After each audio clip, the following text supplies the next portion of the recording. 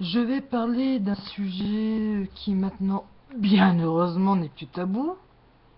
Quoique, pour certains, ça l'est encore trop, c'est vieillir.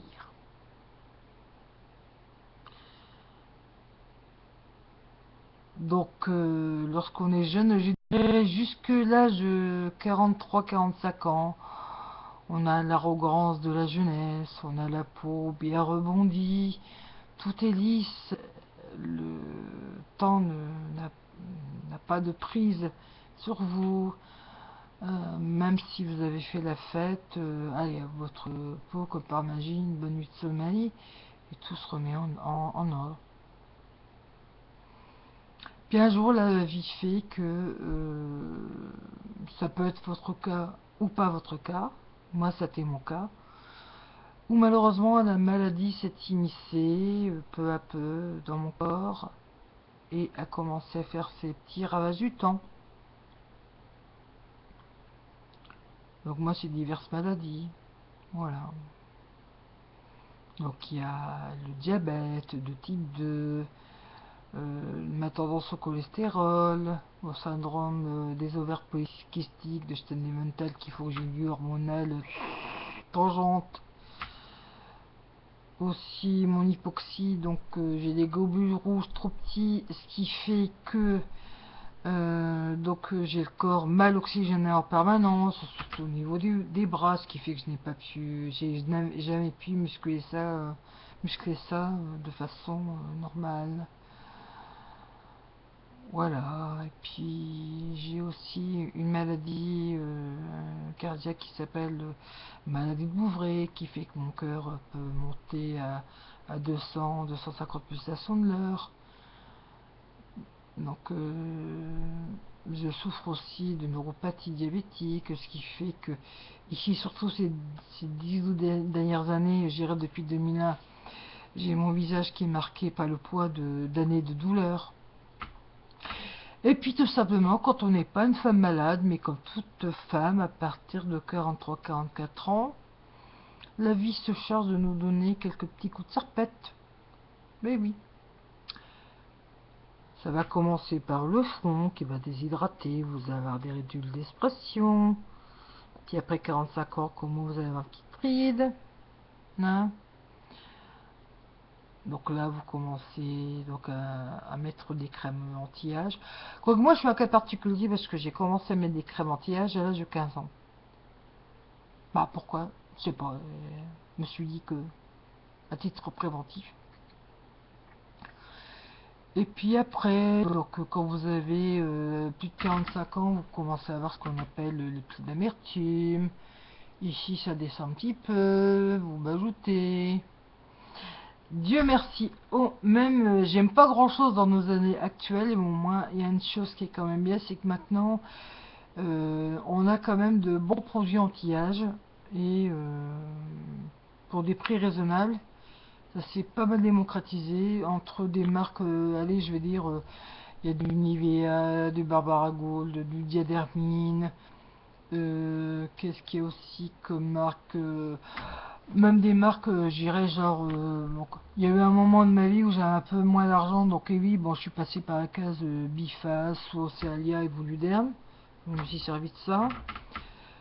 Et puis maintenant, grâce à Internet, avec le truchement des sites de vente privés ou des bons de réduction, tout ça, on peut maintenant avoir des maquillages et puis des produits de beauté extrêmement performants. Mais bon, puis après, vous mettez ce qu'on appelle petite ride de lion. Parfois, il y a aussi ce qu'on appelle la ride de la lunette. Donc ça fait un petit creux ici à ce niveau-là. Et puis, ça s'accroît, tout ça. Donc voilà.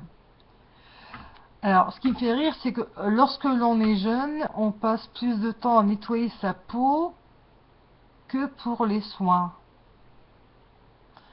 Alors qu'après 43-44 ans, eh bien, vous passez plus de temps aux soins qu'aux rituels. Parce que d'abord, ben, la peau s'affine, donc il faut faire attention. Par exemple, je trouve que le lait, la démaquillant et la lotion, c'est plus tellement recommandé après 45 ans parce que la peau s'affine et puis que ça peut la marquer. Donc on passe par des démaquillants qui se rincent à l'eau sous forme de mousse ou de gel. On passe par la case lingette ou alors de l'eau micellaire. Et puis, bon, on passe par l'opération ravalement au quotidien. Donc, il faut se tartiner le visage, il faut mettre un sérum. Donc, par exemple, moi je vais mettre un sérum anti-âge le soir, un renouvellement cellulaire le matin. Faut mettre à côté des yeux anti-âge. Bon, moi c'est des roll-on, j'en ai un le matin et un le soir, qui sont anti-poche, anti-cerne, anti-rides, mais qui ne vont pas avoir les mêmes fonctions parce qu'il y en a un qui va plutôt lisser le soir et l'autre qui va plutôt booster le regard. Il faut mettre des crèmes anti-âge. Après, il faut mettre. Qu'est-ce que je mets aussi? Un produit un concentré de l'acide hyaluronique sur le visage. Au-dessus de la crème de soir, par exemple. Le matin, enfin mon soin du matin, je mets un lisseur optique pour avoir un coup de boost pour que la peau se lifte un petit peu. Et puis, donc, passer aussi par la case de mettre un produit traitant volumateur à base d'acide hyaluronique sur les lèvres.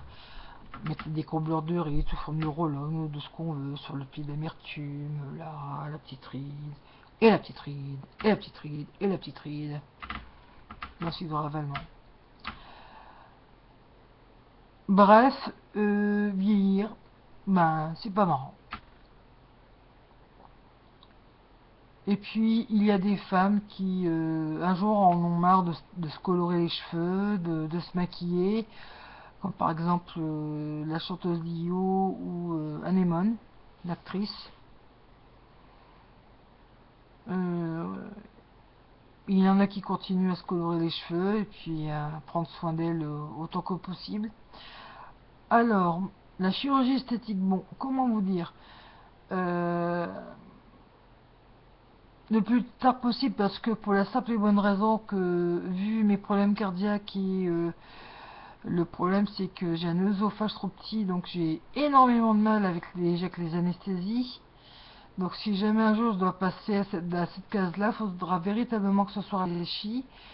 Et maintenant, bon, il y a quand même des techniques de médecine esthétique qui se développent. Il y a aussi des produits alternatifs qui tiennent entre eux, qui sont à la frontière ou carrément qui ont dépassé le stade de cosmétique, mais qui sont carrément des produits de médecine esthétique professionnelle. Donc là, ça va au-delà du soin cosmétique traditionnel. Voilà, et donc il y a certaines marques qui proposent, comme je sais qu'une marque suisse qui fait ça, il y a des marques comme ça, dont certaines ne sont pas pour le public. Mais je suis sûr qu'en cherchant sur internet, en tapant médecine esthétique, soit de médecine esthétique, etc., ça on peut trouver. Mais voilà, donc voilà les filles, pour vous qui êtes encore jeunes, ou qui sont trentenaires, ou qui arrivent tout doucement vers la quarantaine.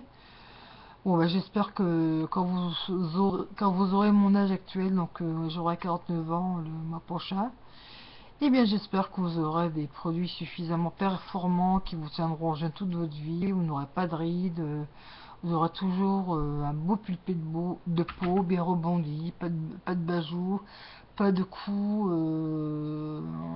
en peau de poulet, ou quand vous tournez vous avez le gros truc comme ça, bleu, un petit peu comme les dindes. Donc voilà. Voilà, donc je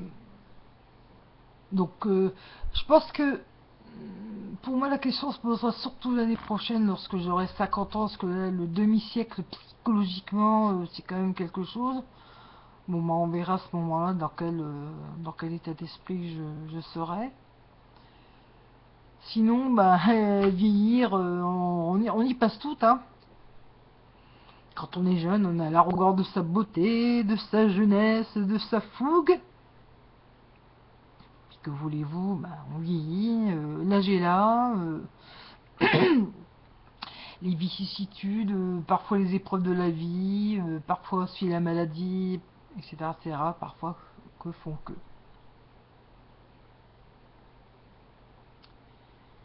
Et j'espère aussi, surtout pour vous qui êtes jeunes, et surtout pour les générations futures, qu'il y aura moins de conneries et moins de discrimination au niveau de la beauté. Plus de compassion, plus de, je dirais, de tendresse vis-à-vis des femmes matures et